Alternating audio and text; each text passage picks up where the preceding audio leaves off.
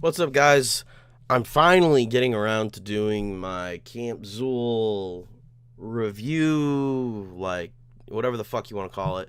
I'm probably gonna ramble a lot and like forget things from other times because the whole event was like a blur. The whole thing was so crazy, and the reason that this is a little bit late is if you can't tell from my voice, I've been sick for the past like week or so. Um, I think it was like Camp Zul sickness because, as I'll get into it, the weather unfortunately was not that great. But yeah, I'll just get into the event. It was what, November 12th, the 13th, and like November in Ohio, Williamsburg, Ohio, Terrortown. The days leading up to it were pretty nice, like 60 degrees, like not bad. But then the day that Camp Zul started, or maybe the night before, it rained and it was just not great at all, weather-wise. And so there was mud every fucking where. And like, I'll say the one saving grace was that thanks to it being cold, it did keep the ground a little bit firm, whereas like if it was hot, it just would have been a slippery, slidey mess. But, and there were parts of the ground that you could like, you could maneuver yourself through where you needed to get to without slipping and sliding in the mud. I didn't slip once, and I didn't see anybody that slipped and fell in any mud, so that was a good thing. But yeah, for the campers, it was not a good night. But anyway, first day, they were late opening the doors, and so I kind of went in to where the camping area was because people were camping there from the night before, and I had a bunch of homies in there. John Allen, aka DJ Rascal, was there. He was the DJ there, and I was chilling with him. The 724 Hooligans, Ronald Ryan, Cram Dar, Fried, all those cool motherfuckers, and my homies Casey and Fats from Picture It Didn't Happen. And so I kind of like was just like switching between those crowds, and the whole time I'm with the homie Noise. For this whole event, I was kind of like his tour manager, if you will. Like, I was helping him get everywhere. I drove him to camp every day, and then I hung out with him down there for the next 2 days after Camp Zul. So, if I don't mention Noise in this, it's because he was, like, attached to my side basically the whole event.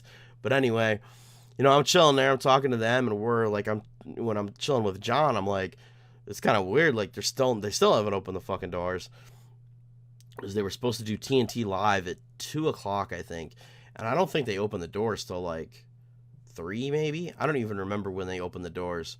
But as soon as they did, you'd go up. There was a line already there, but I was just chilling, so I was just waiting for the line to go down. And then I went and I got my shit. And when you checked in, it was crazy because like normally they'll give you like a wristband or a fucking thing or one thing or the other. At Camp Zul, bro, they gave you like 4 different things when you went in the door. You got your like commemorative ticket, which is just Camp Zul. On the back, it's like warning, and it's just like basically it's all this stuff where it's like, hey, if you get hurt or you die, it's not our fault. You can't sue us. I read it actually right before I did this. And then they give you your lanyard, which is pretty much what everybody went around with. Happy camper. And then that 8 legs drawing, and then the Camp Zul wristband, which they didn't crimp on your hand, which is nice actually, because you were able to take it off. There's really nothing special about the design, just as Camp Zul. They use like this little metal, or not metal, it's plastic, this little plastic thing. It's kind of hard. Some people are having problems getting it off. I was able to set up, and I got fucking fat ass fucking wrists and shit, and I was able to slide mine off. And then I thought this was really fucking cool. I actually saw this the night before. We went, but they gave you a little Camp Zul survival guide, which is just like, it's just a map of the grounds, and it just reminds me of like those like travel brochures that you'd find at like hotels and shit. I just thought it was really cool. And on the inside, like you can see where they have all the acts that played. They have like those little circles by there, so you can like check off when you've seen them. I thought that was kind of, I don't know, a nice little touch. But yeah, I got in, And as soon as I got in, and as soon as everybody else fucking got in, they went straight to the merch booth, the Emporium of Evil. And that motherfucker, that line was fucking long as like, that line was so fucking long. And, because everybody was saving for Camp Zul. Like, if you were in a Forever Face Alley and you were, like, trying to sell a mask or anything like that, bro, your mask was not going for more than $200 because fucking people were just saving for the shit. And, so I'm in line and my homie Noise is on stage first.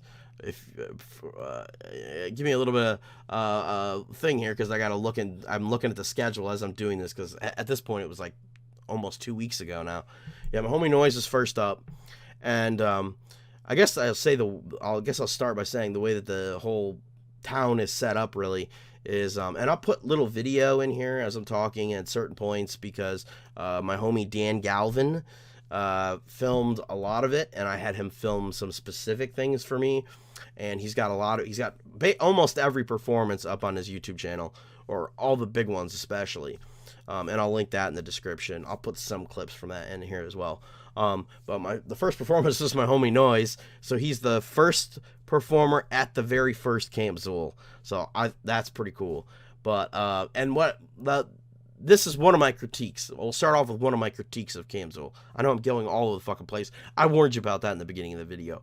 But there's a straight runway. And, like, first you'll see the main stage on the right, which is like a saloon. And then there's, like, stores on either side, kind of. And then there's the Emporium of Evil is on the right as well, along that main strip. And then there's, like, a DJ booth. And then there's a main stage, or second stage, sorry. And on the straightaway, the main stage is facing out like this. It's not facing towards where you'd be walking. So, like, when somebody's on stage, if you're walking down that main strip, you don't know. You can hear music, but the DJ's playing music all through the whole thing anyway. So you kind of, like, have to go in front of the second stage and look and see if somebody's performing. So one of my criticisms would be turn the stage so that people can see somebody's performing. But anyway, yeah, Noise performed, but I missed most of his performance. I could hear it, and that's a bonus, I guess, is that, like, if you were in line to get merch, you were hearing whoever was performing. And then Nasty Inc. and then Zero. I think those are the way the performances went, because one, I was in line for the merch, and two, I was supposed to be a part of SON's set.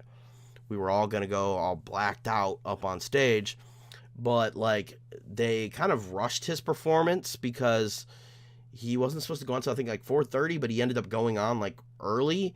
And so, like, I don't know how they did it, but they, like, crunched everybody's performances together and, like, banged them out really quick to get back on schedule. I don't know how they fucking did it, but they did it. And then while that was going on, TNT Live was going on at the same time that I didn't even know was happening until I looked at my phone and saw that Amber Koch, Moondoggy, was live taping the TNT Live when I was in line for the merch while Noise was performing. So I'm like, oh my fucking God, it's fucking nonstop. And I know they were trying to catch up, and they did a good job of doing that. But yeah, it was like fucking everything was going at fucking once. But what was cool is I'm like waiting in line for the merch. I'm chilling, talking to motherfuckers. And then fucking the crowd parts and Slasher Dave walks up and it's like, hey, what's up? I was like, oh shit. It's the first time I met Slasher Dave in person. And I was like, oh, hell yeah, man. What's up? And, you know, he just quick dabbed me up and he's like, I'll catch with you later. And I did. But merch wise, I'll show all the merch at the end that I ended up picking up. I went in there, picked up my merch. Much props to everybody who worked the Emporium of Evil. Anybody who worked Camp Zul in general, thank you guys a lot. I know I should probably save that shit for the end, but specifically with the Emporium of Evil, you know, people working that shit when they could be out enjoying the festivities and shit. Much love to all those motherfuckers. But yeah, then, but yeah, as I'm in line for the merch, my homie SON goes on stage. And I'm like, fuck. And so like, I'm literally like the next fucking person to get in line to go in. And they say, oh, hey, we're going to clear everybody out that's inside the store already. And we're going to take a 5-minute break. And I'm like, motherfucker, like, this is when I need to get my shit and get to the fucking stage. So I'm standing there, and the homie Jay Weasel is helping kind of crowd control the line. So I'm like, hey, bro, can you save my spot while I go over there? It's like, yeah. So I run over there, and I just start fucking wilding out to his fucking set, singing along and shit. And then I run back to where I was in line, go in, get my shit, come back out, run over to the DJ booth. Yo, John, hold on to my shit. And he's like, all right, bro. I run back up in front of the stage, start rocking out. And when he plays the Hive, get everybody up on stage, fucking rock the set. It was fucking dope. And then after Logan's set, that's when I went and I talked to Slasher Dave. And I caught up with Slasher Dave. I bought a couple things from him. But it's funny because he had a whole bunch of shit laid out on his desk. And I'm like, I got all this. I got all that. I've got this. I don't have that. And I don't have those. So I took a couple of things I didn't have. Kicked it with him for probably half hour maybe. I don't know. We actually went to the church together because they had like a Church of Zul set up that was for the Q&As. We walked over there, fun time, we're in there, and then we walked back out. We went back over to where the main stage was. He got a couple beers. We went back over. I just kicked it. And then, actually, while I was in there, I talked to Shabby and Worm and Cody Manson, the homies from Trife Life. They were about to go on stage soon. During all this, Diabolic was on stage. And from what I remember, he played the trunk, but what was weird about when he played the trunk is he played Bill and Joe's verses over the speakers, which I thought was fucking weird. But maybe that's just my memory being weird, but that's what I remember. And I just remember like it striking me as like, that's fucking weird. But and then after all that, after chilling with all those motherfuckers, Cody went up on stage, rocked the shit as always, man. With Shabby and Worm, they went on stage with him. Yeah, and I think he was the second stage act to perform. And then what was kind of weird also happened was that for whatever reason, the Church of Zul Q&As were moved around too. So I went to, I think I made it to like the end half, or maybe like the last half of Slasher Dave's Q&A. He didn't do anything real crazy. Or he didn't say anything real crazy. I think I asked him a couple questions like, you know, who would he like to work with in the underground, because he did that song with Cody Manson. And I asked him about, you guys who watch my channel probably know that Slasher Dave's cousin is Vinny the ICP kid. So I asked him a question about what did Vinny say anything to you about doing shockumentary and that kind of shit. And so that was kind of a funny story. And that was about it, you know. And then after that, it was main stage. And that was, you know, Fun Time came on. And I think this is the only set where I think that there were maybe some issues with the sound. I can't confirm that or not, because I was like standing like literally right by the speaker for that first set. But my homie also said the noise sounded, or my homie noise said that the set also sounded kind of off. So, but like I said, I was by the speaker, so it was going to sound weird anyway. But then Straight Jacket wasn't there because Straight Jacket had COVID. And then maybe the one like thing that happened was that Light didn't show up. And there's a lot of speculation about why Light wasn't there. One of the theories is that he had COVID. Yeah, I'll leave it at that. I don't know. Nobody knows. He just didn't show up. He just wasn't there. And so the theory is that he had COVID. Maybe he had COVID. Maybe he didn't have COVID. I don't know. Which is really weird because it seemed like he was trying to make a comeback. And to like no call, no show Camp Zul. Like not at least put out a video being like, hey, can't make it to Camp Zul. I got COVID.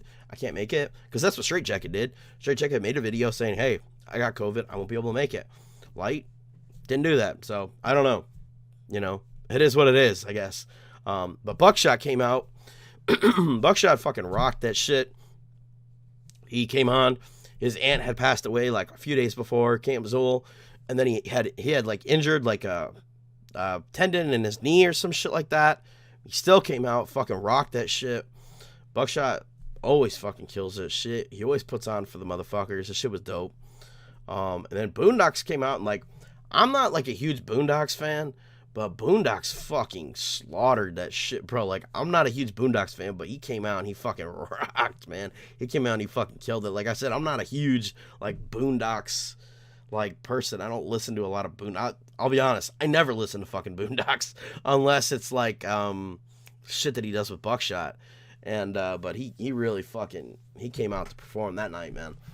But then AXE came out, man, and their set for this show was so fucking dope, man. Like, that set for that first night was better than the second night. I kind of wish this first night was the second night instead, because like they performed some crazy shit on this first night, man. Like, and I even told them this. I was like, man, they came out and they played No Worries. I was like, man, you guys could have came out, played that song and left, and I would have been fucking happy. That one fucking song, because they played No Worries. They played Hooligans. They played The Trunk, which they haven't fucking played in forever. Yeah, they played a whole bunch of shit. Like, it was crazy, man. That first night, and then they gave a speech at the end of the night, and it was like, it was crazy, man. It was like fucking magic, man. Like, that speech at the end of that first night, it was really, man, it got people like cutting onions and shit up in there, man. It was crazy. And then at the very end, I forgot to mention this, but the whole day, Joe Black is walking around wearing a fucking dress that somebody gave him. People were saying it's a kilt and shit, but it was a dress. And so he was wearing it for their performance. And it was like, as the performance kept going, he kept hiking this dress like higher and higher up his fucking, they're wearing their Camp Zul jerseys. And it's like going higher and higher and higher. And at the end of the night, he's like threatening to fucking like moon the crowd. And I'll play a clip of this I'll play a clip of what I'm talking about. And like when they're like, oh, hey, you want to moon the crowd? Everybody makes the noise. And I'm just shaking my head like, no, bro, no. And Bill, they're like messing around on stage for a little bit. And Bill's like, go back it up on Luke the Goon. And I'm like, back it up on Luke the Goon, dude. Just back it up on. Where's Luke? All right, Luke.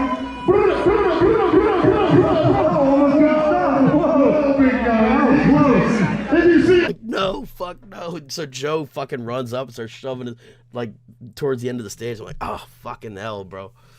Shit was dope, though. And that was like the very end. That was like the last fucking thing they did, because then they just fucking left the stage. And then after that, like, honestly, after they stopped performing at the end of the day, a lot of people fucking left. I fucking left after that, because we're tired as fuck. We've been standing around. It's been cold as fuck outside. And they were doing their the trail, which is like the haunted attraction that's in Terrortown. They were doing, but I never went on it. Because technically the event ran till 2 a.m. and that first night, because Light or Straitjacket weren't there, it shortened the whole event. So we were out by like 11:30, I think, maybe sooner than that. So, they had the Blood Moon, then they had the Blood Moon Massacre drive-in movie thing, but I didn't see any of those either. And I heard they didn't actually play the movies that they were going to play. Somebody said they were playing like the Charlie Brown Pumpkin thing and something else. I don't know. I wasn't there. I didn't see it, so I don't know. They were supposed to play The Burning and Sleepaway Camp, but somebody said they didn't play those movies. But I don't know. Maybe it came down to like a licensing thing, and Terrortown didn't want to. Because I know I go to this other convention called Cinema Wasteland, and when they do those kinds of things, when they screen a movie like that, they can't charge to screen it. So what they do is, at that event, they have a separate room that's free for anybody to walk into. And so if they were going to screen those movies, maybe they had to be like, it had to be open to the public where anybody could go in and watch it. So maybe they had to switch up what they showed. I don't know. I'm just spitballing here. But that was my guess. But yeah, night one, fucking crazy. Whole lot of shit that I didn't even see, like the zebra eating contest. I saw a little bit of the karaoke, but I'm not really into karaoke. But there was this one like old lady that was fucking doing it that was fucking crazy. I don't remember what song she was performing, but I remember watching through the front window, and it was wild. It was crazy. But end of night one, I think afterwards me and Noise went and got some White Castle and shit, went back to our rooms and kicked it. And I think that was the night where we didn't let Fats and Casey camp out because it started snowing at the end of night one. So we're like, you know what? Fuck that. I had a homie that was supposed to go that didn't make it. So I had an extra bed. And we're like, hey, just crash here for the night. So that's what they did. And then into day two. Day two,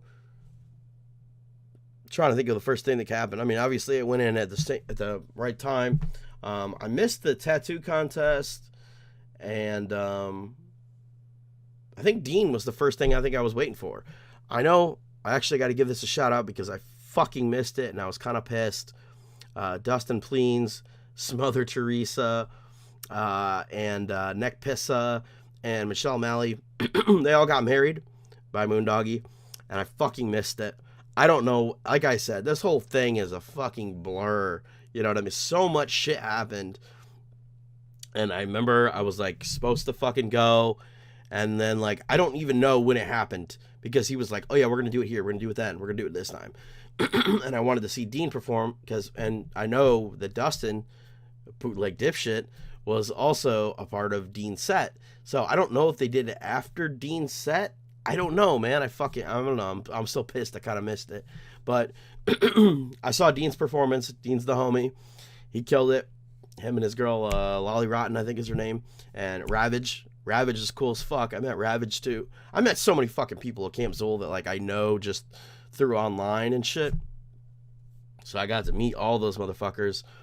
And the other thing that I didn't mention yet is I had so many fucking people coming up to me being like, Luke the Goon, what's up? I love your shit. And, like, I took a bunch of pictures and shit. Like, it was really crazy. I was not expecting that many people to come up and say what's up. It was weird. I'll be honest. It was weird. I mean, I told people, like, hey, if you see me, come up and see me. But I was just not expecting that many people to come up and say what's up to me. Red Herring, Tyler Bowring, I think that's his name. A lot of motherfuckers, man. And I had two motherfuckers trick me that way.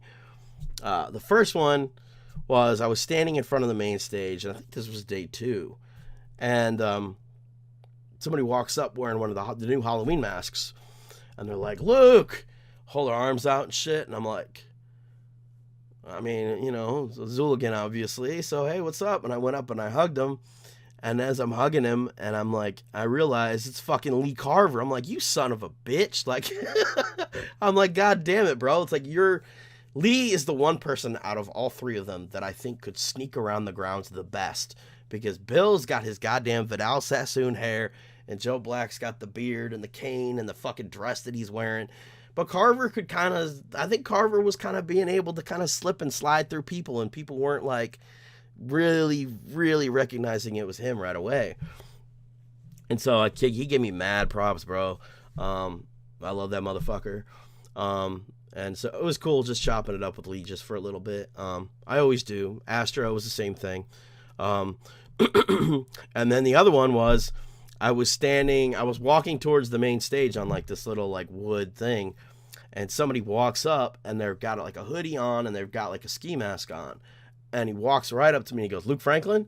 And I'm like, yeah, what's up? And it was fucking Cody Manson, that stupid son of a bitch. He was, because he's like, Cody is recognizable from fucking a mile away. Because especially now, because he dyed his dreads all green and shit. So you'll fucking know the dude if you see him. And so, like, this was the one instance where he totally fucking got over on me. I was like, you son of a bitch. Because I had so many people coming up to me, and it was just like, you know, people I didn't know, and I'm just like, oh, hey, what's up? Hey, what's up? Hey, what's up?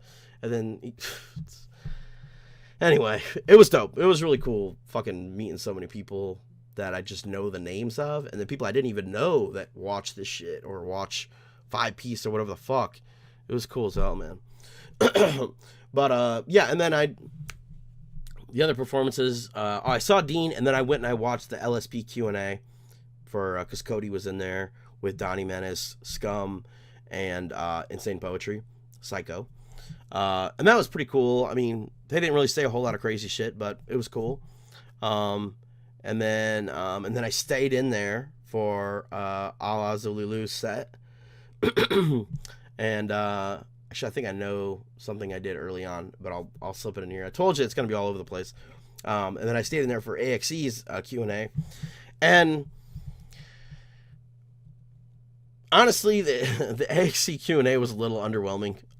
Only because like they didn't really say anything that I felt was like Q&A fucking with AXE, because the only thing they really revealed, which has already been all over the internet, is 13 track album with Mikey Clark, including a beat from Mikey Clark that's 15 years old. That's all we got. You know what I mean? And a lot of it was like, oh, what's your favorite horror movie? Like, you know what I mean? Like, I don't know. I don't want to hit this on it too hard, but it was like, I was expecting like, oh, you know, we got this shit planned, and we got this shit planned, and we got this, and this is coming up, and we're working on this, and here's the dates for the next Camp Zul, and like, you know what I mean? I just thought there would be more reveals, more new shit coming out, more announcements of more new shit coming out, and it was more just like fan Q&A, really, which is fine, but, you know, I was hoping more out of it, you know what I'm saying? That's all I'll say. And I think if they do it next year, they should do it at the main stage, and more big announcements, you know what I'm saying? Like, if they would have at least announced the title of the new album with Mikey Clark, that would have been cool, but they didn't even announce that. I know it sounds like I'm hating, but like, it was just a little disappointing, because I was like, oh, you know, dope. They teased it. They teased announcing the title, but they didn't. So it's like, damn, motherfucker, at least give us something, you know? But it is what it is. But then, Sky Swamp Orange got, okay, I'm on track, bro. This story I was going to tell before is actually on track. The homies from Sky Swamp Orange, Stray, and Novels got pushed to the main stage. So I finally got a chance to talk to, to meet up with Tom Martino, because, like I said, the story's all over the fucking place. I drank a few beers and hung out with Tom in the lobby of the hotel the first night. And it was the first time meeting him and shit. Cool as fuck. The dude you see online is the same motherfucker in person. Cracking little jokes, being politically incorrect, all that shit. That's Tom Martino in person. Cool as fuck. Cool as a fucking cucumber. He had a fucking backpack with fucking ice in it and shit with fucking beers, and we were fucking just sitting in the lobby drinking beers together. It was dope as fuck. And then the next day, he had some merch with him, and I wanted to pick something up from Tom, you know. So I went, I think I got a hat, I think. Yeah, I think I just bought a hat off of him, snapback, which, like I said, I'll show at the end. And that was it, you know, but I chilled and talked with him in the back for a while, me and Noise and Tom, about all kinds of stupid shit, you know what I'm saying? And then I came back out, and Donnie Menace was performing on the second stage, and it was cool because he actually had like guests that came up with him, like Funtime came up for him, and he had somebody else, but I don't remember who it was. But he had like guests come up on stage with him for his features, which was one thing that I really wished AXE or like the big stage guys would have done, because like especially AXE. They performed Move Back and The Trunk on day one. Both of those motherfuckers were at Camp Zul. Get those motherfuckers some shine, man. Like, they're there. I know SON knows his verses for Move Back because he's performed it on his thing. And Diabolic performed the song during his set. So, like, come on, man. Give the motherfuckers some shine. Not only that, but super famous Funtime guys perform Crawl Space. Get motherfucking Crawdad out there, man. Put a ski mask on fucking Carver and have him fucking go out there and perform his verse. Like, I would love to see more interaction with motherfuckers on stage. Like, when there's features like that, I understand sometimes why they don't do it, because not everybody knows their lines.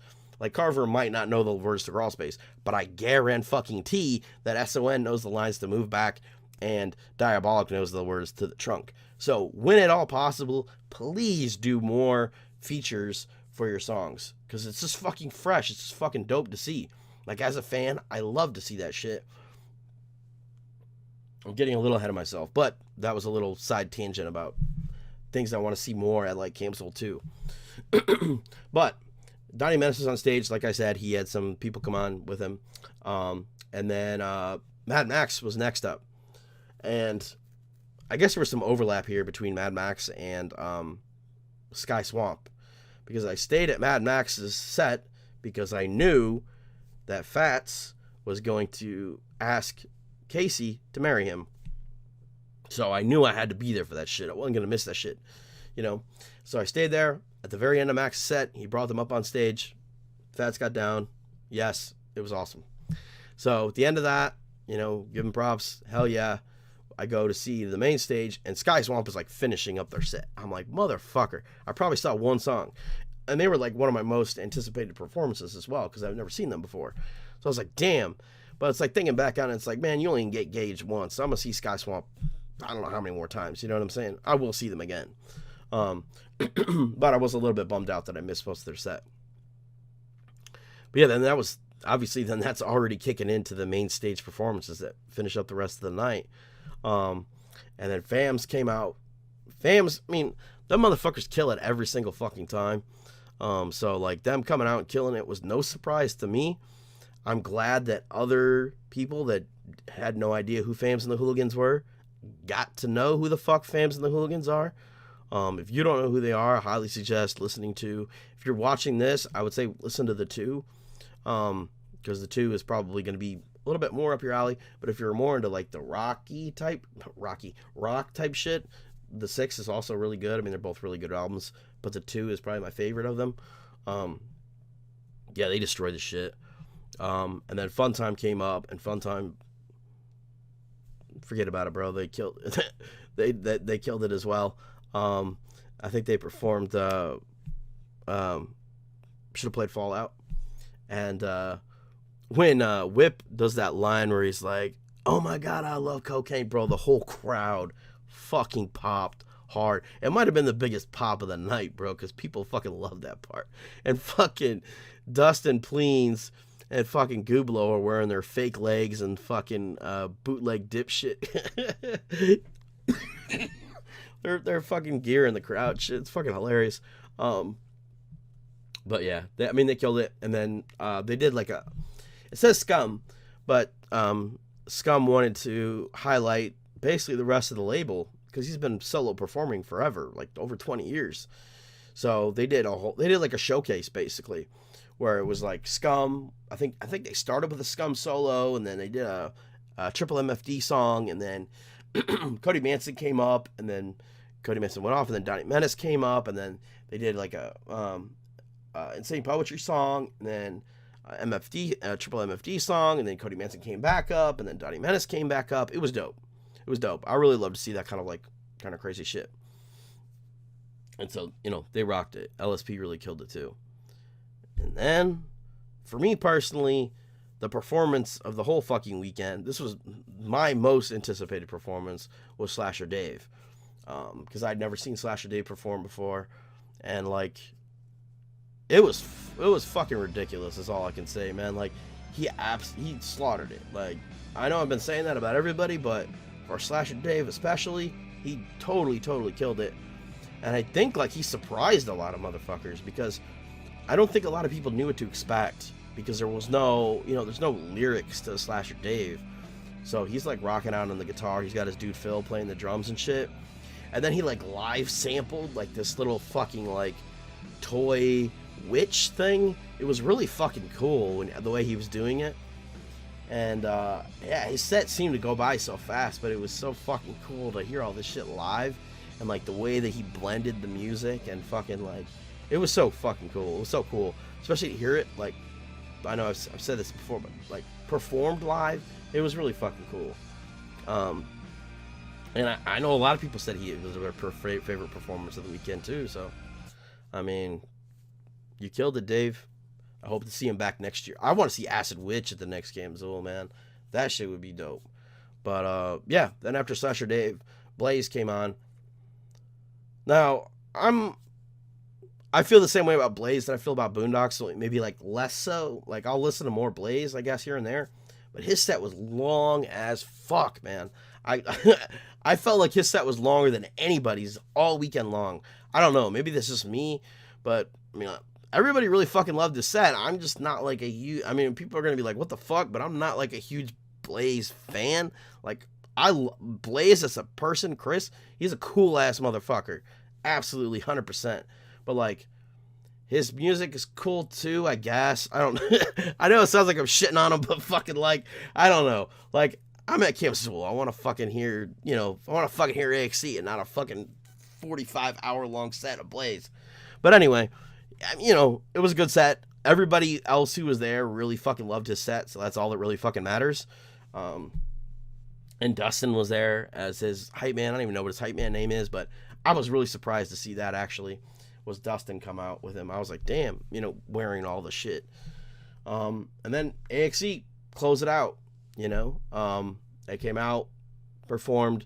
This set was more like their newer stuff, which I think is why I like the old set better. Just because it was like nostalgic type shit. Like their old, the set the night before was like classic shit that you haven't heard them perform in a long ass fucking time.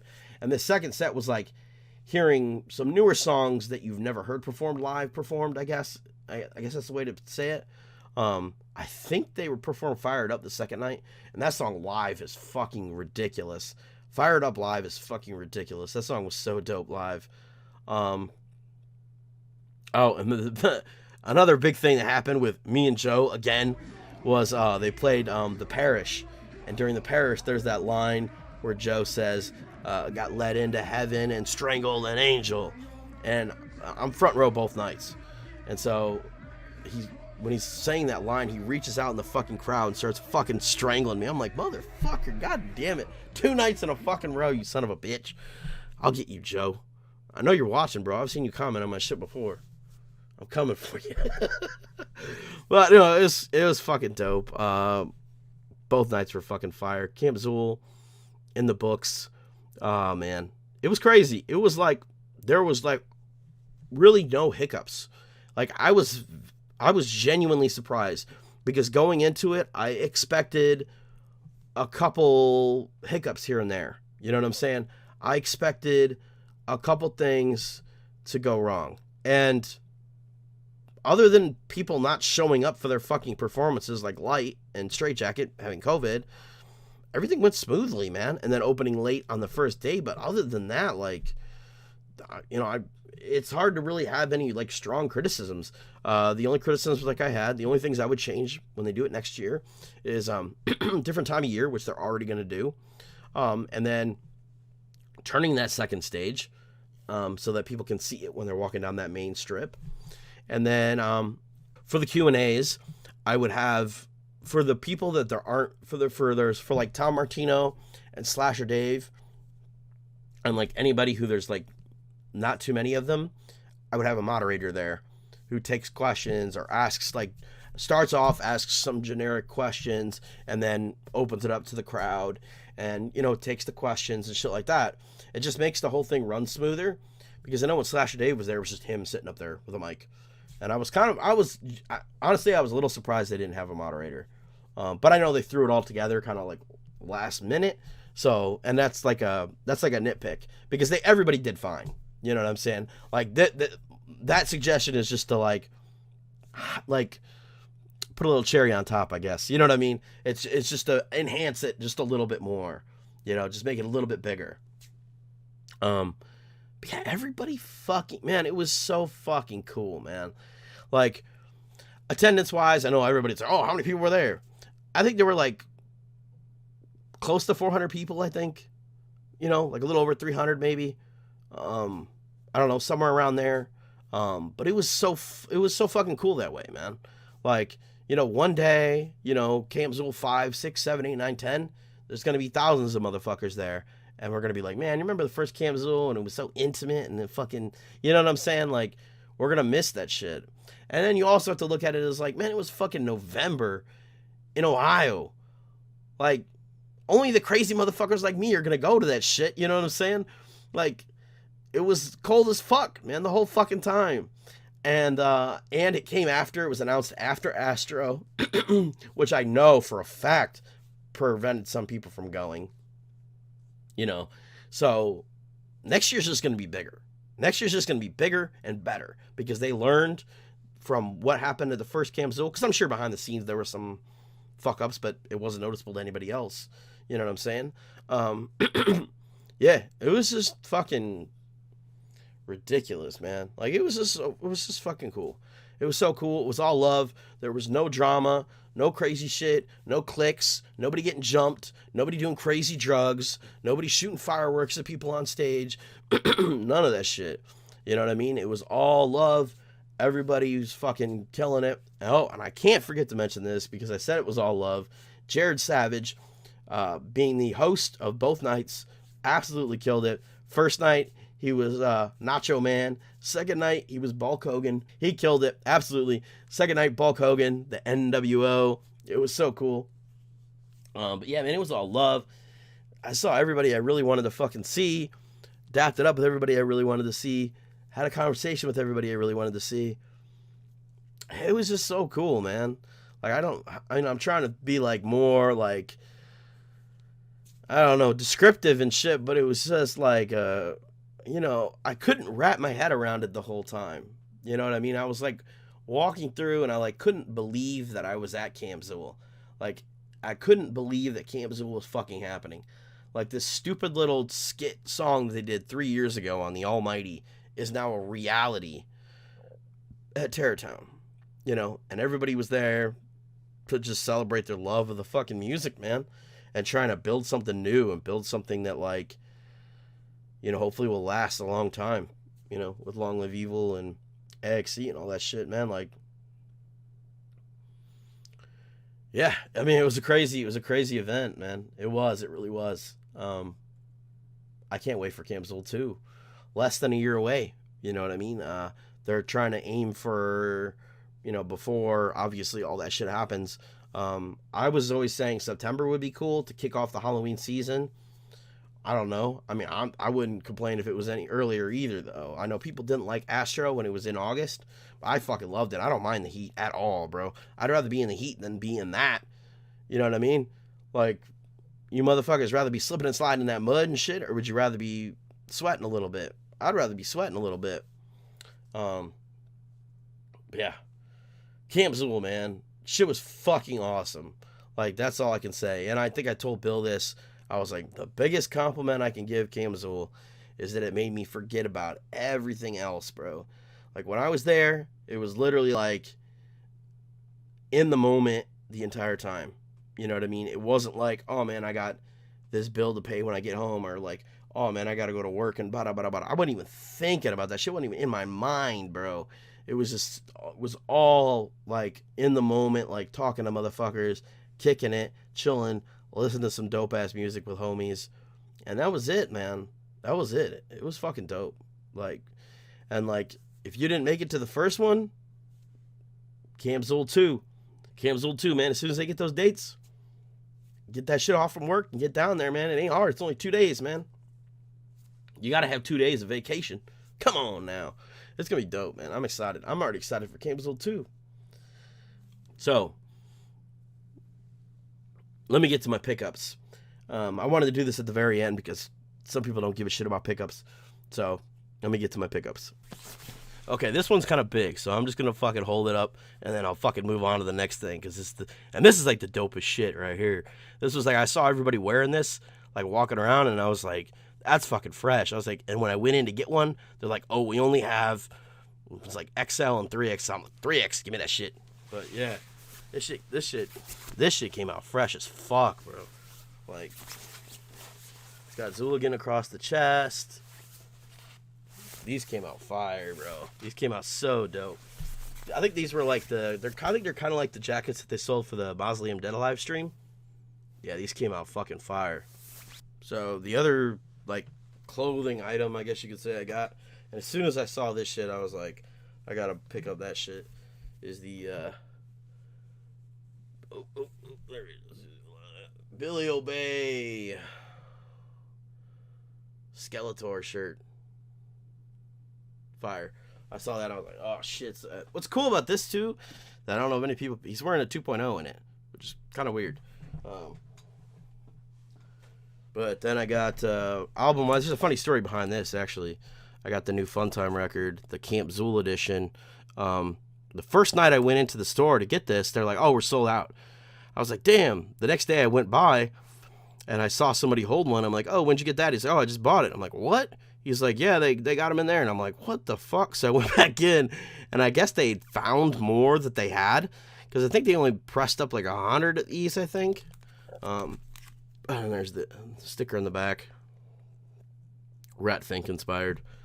And like I said, from Slasher Dave, I got the Witching Season. It's a really cool, like episodic, I think, show that's on Amazon Prime. All scored by Slasher Dave. Pretty cool. Also from Slasher Dave, I got the Slasher Dave Jack-O-Lantern Murders hat, snapback. And then, like I said, from Tom Martino, I got the Tom Martino DWN Productions hat, which is pretty cool. I think I saw he posted them on Facebook or something like that. And I was like, oh shit, because the second night he wasn't set up. Because there was a whole bunch, like, whoever performed on the night, they had all their shit set up in this, like, one little, like, it was kind of like a camp out section, but they used it for, like, bands to put up all their merch and shit. And so I think the second night, I know Dean was set up over there, and, Fams had all his setups. Fams is the one motherfucker I missed all their shit, too. I wanted to get one of those 2-6 charms, and I think they had a 2-6 shirt, too, that I missed out on. So I'm kind of hoping they go up on the store. Or Fams, if you're watching this, hook it up. Oh, yeah. One last thing, I think. Probably the fucking bittersweet, I guess you could say. But for a lot of you, probably the freshest thing is the brand new Acolyte. I think that's what he's calling it. I think he's calling it the Acolyte from Brandon Philbrick. It's either Acolyte or Zealot. I think he's calling them the Acolytes. These are so fucking fresh. And like, I actually got a super sneak peek at these at Astro. And it's funny because I can probably tell the story now. We were at, I was kicking it with him almost all Astro. And he had this suitcase that had like these little latches on it and shit. And he's like, hey, why don't you go look in that suitcase there? And I'm like, what are you... Philbrick's a bit of a trickster, so I'm like, okay. I was like, all right. So I went, I looked, and I pulled not this specific mask out. It was actually like kind of like an OG colorway mask like this. And I was like, oh shit. I was like, that's fire, bro. And I was tripping over it all the entire time. And I wanted to get one for the longest time. And I couldn't get down to the Emporium. I think it was around when I had my surgery and shit, and it was just, I couldn't get down there. So I had to make sure I grabbed one when I went down to Camp Zul. Because this one, it just came out, like the details on this shit. Like, look at the stitches and shit. It's so crazy. Mausoleum colorway. So fucking crazy. And if you got a big ass head, this is perfect too. Like, this is like big head friendly, I guess I should say. But yeah, these came out so fucking dope. I love this fucking mask. Like, might be one of my favorite fucking masks that Zul's put out, to be honest, man.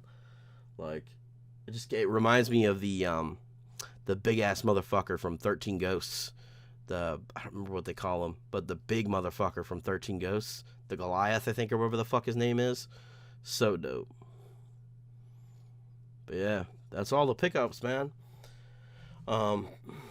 Fuck. Yeah, I have no words, man. Like, it was so fucking fresh.